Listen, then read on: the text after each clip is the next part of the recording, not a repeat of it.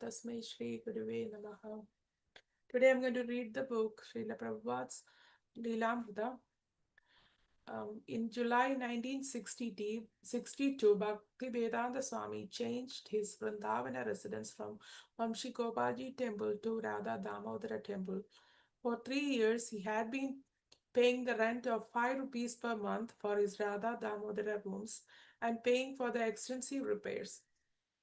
Now, the main room had electric lighting and a fan, and the walls had been plastered and painted. The room was 7 feet by 15 feet with smooth plaster walls and a floor of sandstone squares of uneven sizes, the same as the stone tiles cemented in front of the Samadhi of Rupa Goswami. The room was furnished with a small, low desk, a kusha mat, and a wooden cot with a rope woven surface to lie on. The view was not the panorama he had enjoyed at Keshigat, and the neighborhood was not so secluded. But now, without even moving from his room, he could look into the temple and see a portion of the altar and the 4 foot high from form of Vrindavana Chandra, the black marble Krishna deity Krishnadas Kaviraj had worshipped hundreds of years ago.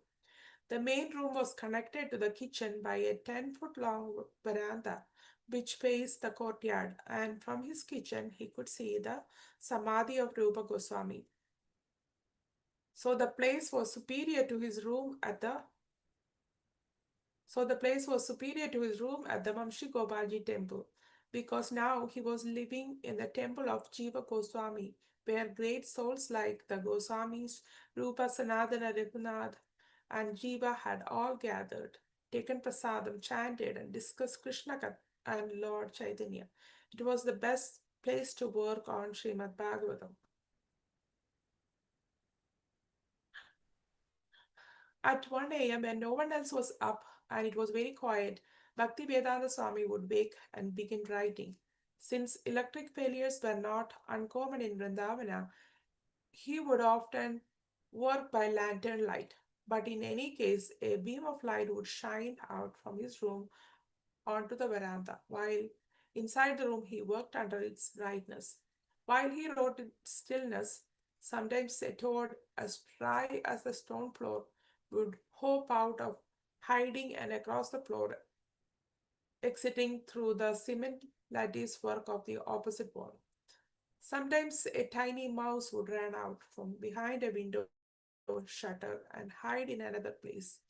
Otherwise, the room was complete sanctified stillness, and the inspiration of being in the presence of the 6 Goswamis was strong.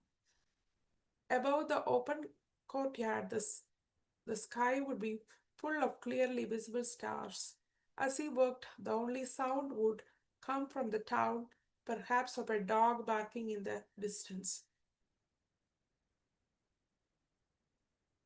At 4 a.m., the temple pujari, who slept under a shelter near the deity doors, would awake, turn on an electric light, and with a long pole clear the bats from the rafters. At 5 a.m., after waking the deities, the pujari would open the doors before the altar and begin Mangalarati.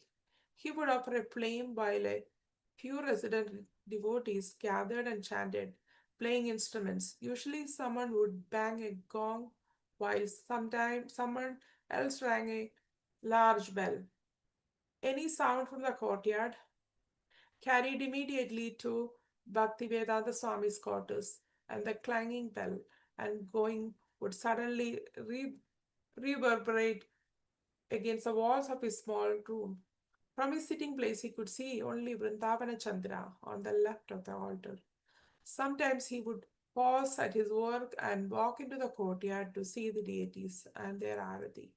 The altar was filled with deities of Radha and Krishna who had been worshipped by Jiva Goswami and other Vaishnava acharyas hundreds of years ago.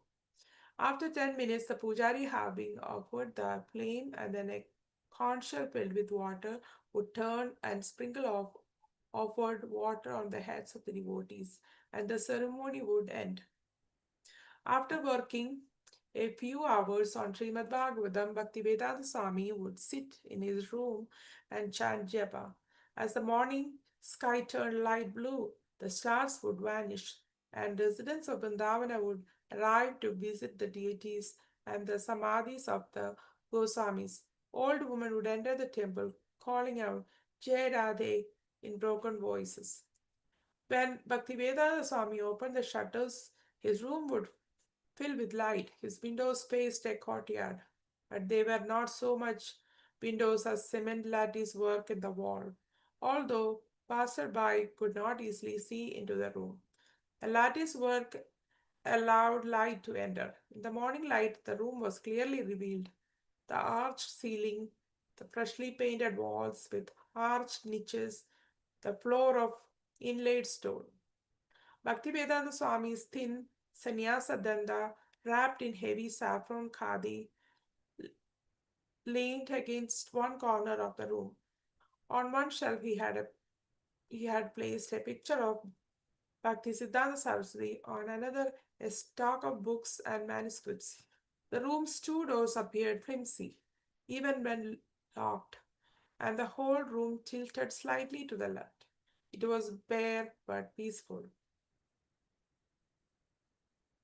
Often sitting on the veranda between the two rooms, he would view the courtyard, the altar, and the deities Radha Damodara, Vrindavana Chandra, and several other Radha Krishna deities awaited their visitors. During the morning, the deity doors remained open as a regular pile of visitors turned the temple into a bustling place of pilgrimage. No one stayed very long. Some had rigid schedules to visit many temples and hurried on. Poor people and also local businessmen, their wives in colorful saris, all devotees, headed towards the altar, calling Jai Ho, Jai Radhe. After greeting the deities, they would disappear through the door to the outdoor area of the temple compound to visit the samadhis. Although in Vrindavana there were hundreds of small temple-like tombs honoring past Vaishnava acharyas, Bhakti Vedanta Swami regularly visited the chief samadhis, those of Sri Jiva Goswami, Srila Bhakti Siddhanta Saraswati, and Srila Krishnadas Kaviraj Goswami. Within a separate area of the temple compound were the Bhajana Kudita and the Samadhi of Rupa Goswami. Bhaktivedanta Swami often sat chanting japa before Rupa Goswami's Samadhi.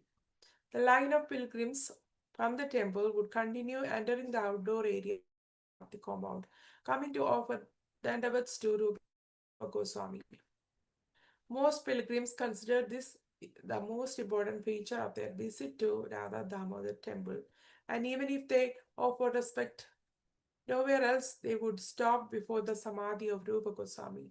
They would stop with folded hands and bow, chanting Jai Radhe, or with their hands in their bead bags, chant the Hare Krishna Mahamantra, circumambulating the Samadhi. Bhaktivedanta Swami would sit and chant even after the early morning rush of visitors, or sometimes he would walk to the nearby temple of Radha Shamsundara or Radha Madana Mohana, always returning by 11 to cook his meal. As he cooked and later as he sat to take his prasadam, he could see through the lattice work the samadhi of Rupa Goswami. Feeling Rupa Goswami's presence, he would think of his own mission for his spiritual master. The devotee of Lord Chaitanya are known as Rupanugas, followers of Rupa Goswami.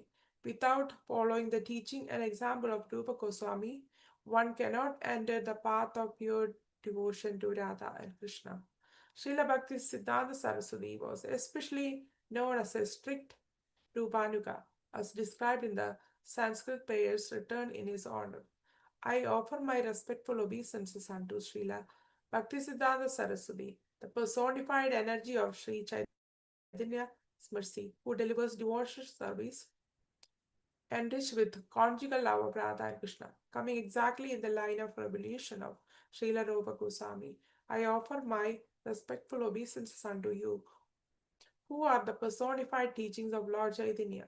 You are the deliverer of the fallen souls. You are the did not tolerate any statement that is against the teaching of devotional service enunciated by Srila Rupa Goswami. I will stop here, Prabhu.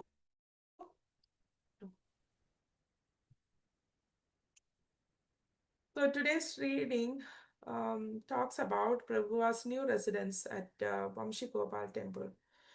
Uh, no, he went to Radha Damodar temple.